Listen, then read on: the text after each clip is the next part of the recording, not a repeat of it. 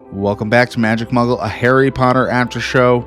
This is Eric Cicada, aka Mr. Honest, your resident Ravenclaw, broadcasting to you from the highest tower in Hogwarts. Today we're diving into chapters 17 and 18 of Order of the Phoenix, Educational Decree number 24, and Dumbledore's Army. These chapters feel like a turning point. Up until now, Umbridge has mostly been frustrating. Here, she becomes something much more dangerous. Every move she makes is about control, and every move our characters make become an act of resistance. So let's get right into it with chapter 17, Educational Decree number 24.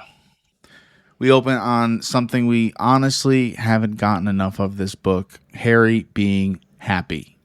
And that meeting in the Hogshead, he's walking around with confidence we haven't seen in a while. For the first time since Cedric died, other students aren't looking at him like he's crazy. They believe him, they respect him, and they actually want to learn from him. It's such a small thing, but after months of isolation, that's huge. Then Umbridge ruins it. Educational Decree number 24. Every club, team, society, or gathering of more than 3 students is now officially banned unless she personally approves it. And you immediately realize this wasn't about gobstones or chess club. This was aimed directly at Harry. Harry's first instinct is exactly what ours probably is. Someone sold us out. Maybe Zachariah Smith, maybe Michael Corner, maybe somebody sitting in that room reported everything. But Hermione calmly reminds that she planned for that possibility. Everyone who signed that parchment was secretly cursed. We don't see the payoff yet, but this is one of those classic Hermione moments. She always seems like 5 steps ahead, so I'm sure we'll see it soon. I also love that little Hogwarts detail right afterwards. Ron tries to run up the girls' staircase, and Hogwarts literally turns the stairs into a slide and throws him back downstairs. They've never once done this on accident before, and that's a cool little detail of Hogwarts. And it's funny that Hermione can go to the dormitories of the guys, but the girls off limits. It actually does make sense. It's such an old magical rule, and Hermione casually explains that the founders trusted the girls more than the boys. Poor Ron never stood a chance. At breakfast, everyone immediately looks towards Harry. What do we do now? And Harry doesn't hesitate. We're doing it anyway. That feels important. A few books ago, Harry would have waited for an adult. Now, he's becoming the leader people naturally look toward. He's becoming the guy that actually did all the insane things he's done over the course of this series. He's taking account and he's taking pride without gaining an ego, which I think is very important and very good of Harry. He has no ego so far. Harry doesn't want power. He just realizes that someone has to do something. One thing I love here is how Umbridge doesn't just attack Harry. She attacks everything, even Quidditch. Angelina is panicking for most of these chapters. Technically, Quidditch counts as a team, meaning Umbridge could shut down Gryffindor's season whenever she wants. It's honestly brilliant manipulation. She doesn't have to punish Harry directly. She just has to make everyone else blame Harry if they lose Quidditch because of him. That's psychological warfare. History of Magic gives us something much more worrying. Hedwig arrives late, and that alone is strange. But then Harry realizes that she's injured. That makes me upset, especially if she was intercepted. I mean, come on. You're going to hurt that beautiful white owl? I love Harry here. The second he notices something is wrong with Hedwig, absolutely nothing else matters. Homework, forget it. Class, forget it. He immediately gets Hedwig help. I got a little curious and I wanted to look up the lifespan of an average owl. It's 3 to 10 years, but larger owls can honestly live up to like 20 years. I like to think in the magical community there's something special and that they grow old. Professor Grubbly Plank, also not a bad person that's replacing Hagrid here. She seems like a pretty good teacher and a nice head on her shoulders. She confirms that Hedwig has been attacked by something. But then comes the much bigger clue. Professor McGonagall quietly warns Harry that communication in and out of Hogwarts may be watched. She doesn't outright say Umbridge. She doesn't have to. It's one of those McGonagall moments where she says exactly enough. And suddenly, Harry's mail doesn't feel so safe anymore. Harry finally reads Sirius's note. Today, same time, same place. Simple, almost too simple. Hermione immediately points out something terrifying. What if someone already read that? What if Hedwig wasn't randomly attacked and was intercepted? The possibility hadn't even crossed my mind until Hermione said it, and it completely changes how you look at the situation. We then get one of my favorite Neville moments so far. Malfoy starts mocking Arthur Weasley, and then Harry, and then finally St. Mungo's Hospital. Only Harry and the reader, and most likely Dumbledore, know this. Not many people know this, but that's where Neville's parents are. Because instead of getting killed by Voldemort, they got drove completely mad. And that would sure as heck make me a little bit uncomfortable if Malfoy is mocking a place that he probably visits his parents at with his grandma, and a very soft spot. He completely loses it. Never seen Neville like this. He doesn't think. He doesn't hesitate. He charges Malfoy. If you've only watched the movies, this almost feels random because we know what Harry knows. The fact that his parents were tortured into insanity and has had to permanently move there, it becomes incredibly heartbreaking, especially if you remembered that and didn't forget it. Harry even has Ron stop from asking questions because he promised Dumbledore he'd keep Neville's secret. It's such a powerful reminder that everyone at Hogwarts is carrying something. Some scars just aren't visible. Then comes something I didn't expect to enjoy so much. Umbridge inspecting Snape.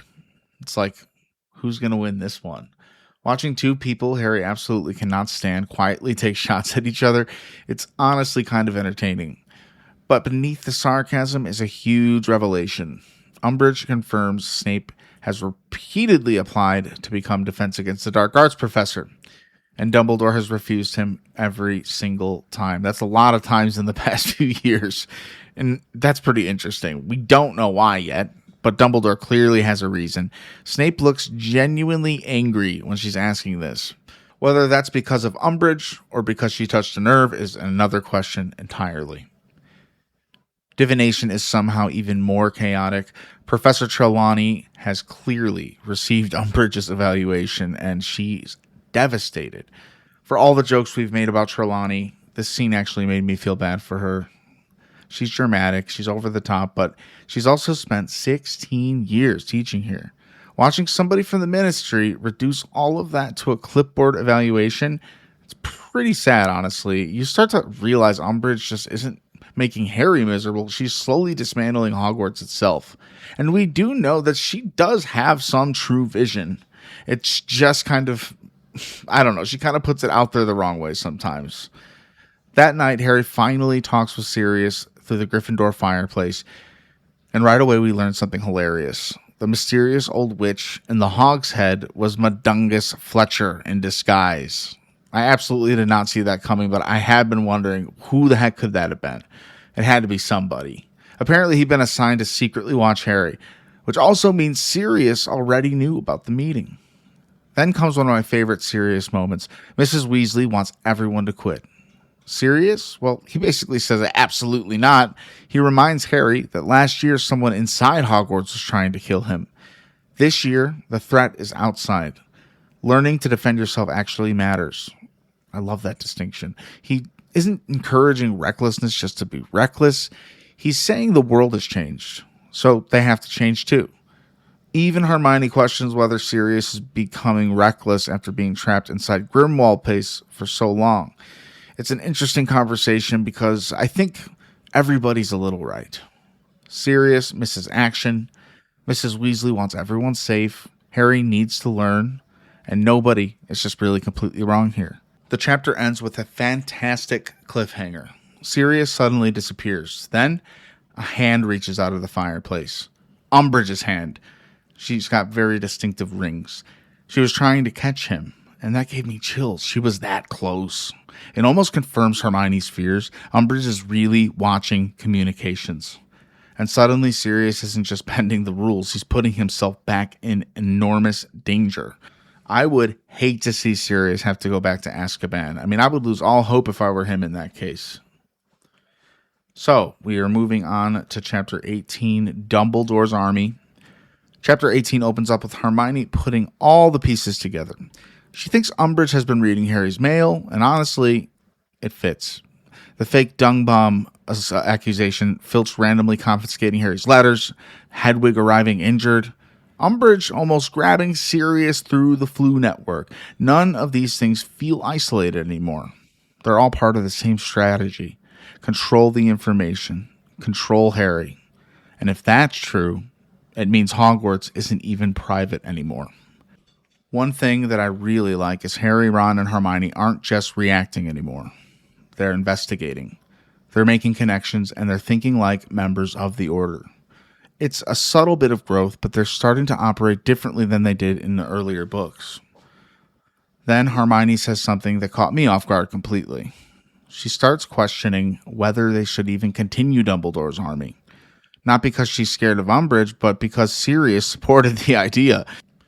At first, that almost sounds backwards, but Hermione makes an interesting point. She wonders if Sirius is living through Harry.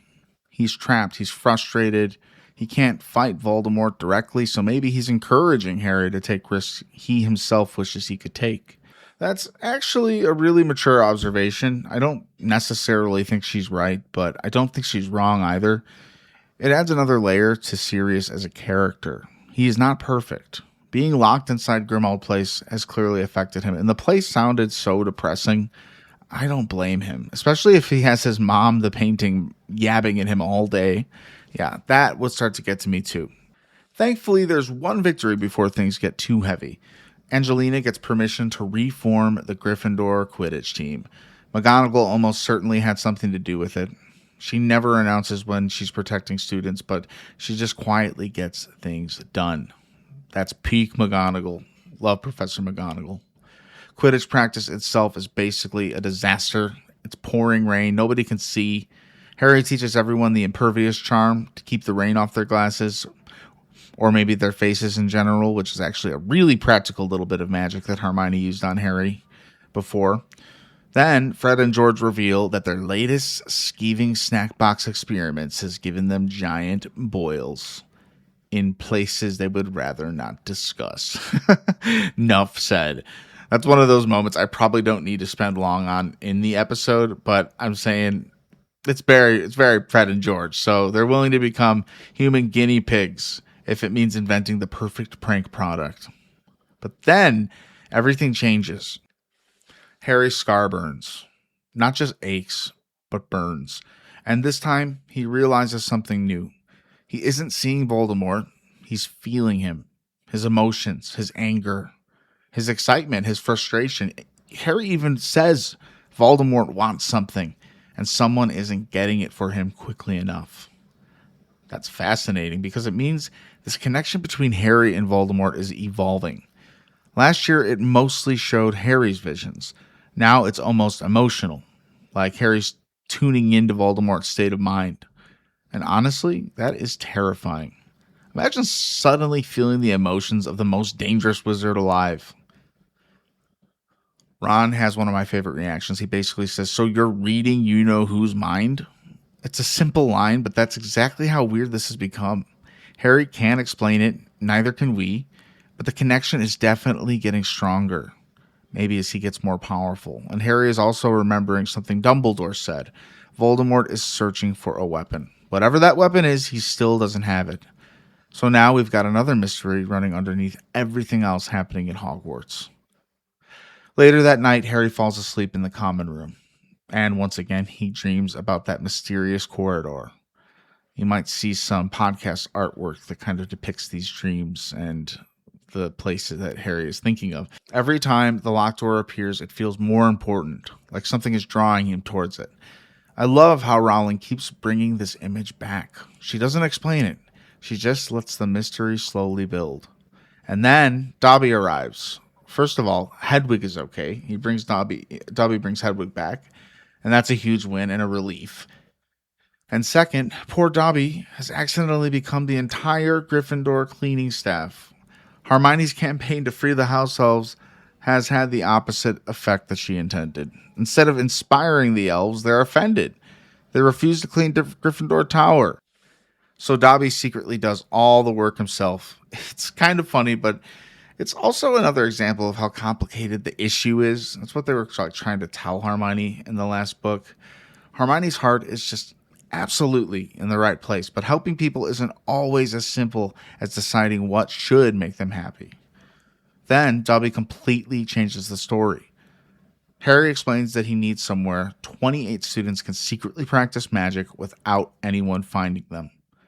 Dobby immediately lights up and introduces one of my favorite magical ideas in the Harry Potter series, the Room of Requirement, or as Dobby calls it, the Come and Go Room. What a concept, the room that only appears when someone truly needs it and becomes exactly what they need. That's pure magic, not flashy magic, wonder magic. It's one of those ideas that reminds you why Hogwarts is still my favorite fictional setting. The castle itself almost feels alive, like it's helping the students.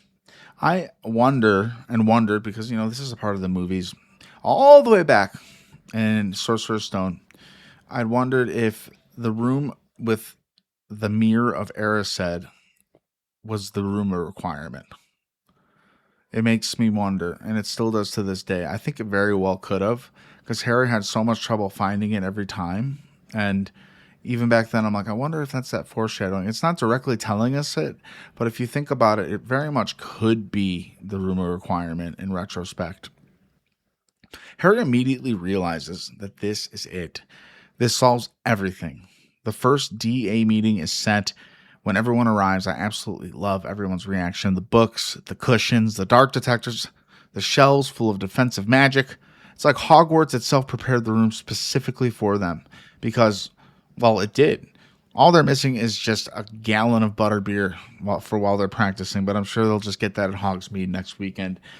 Then Hermione officially nominates Harry as leader. Every single person votes for him, even Zachariah Smith. Barely. But he does raise his hand, and I actually really like that Rowling makes it unanimous. Not because Harry's perfect, but because nobody else in that room has lived through what he has. If you're learning defense against the dark arts, there really isn't another choice.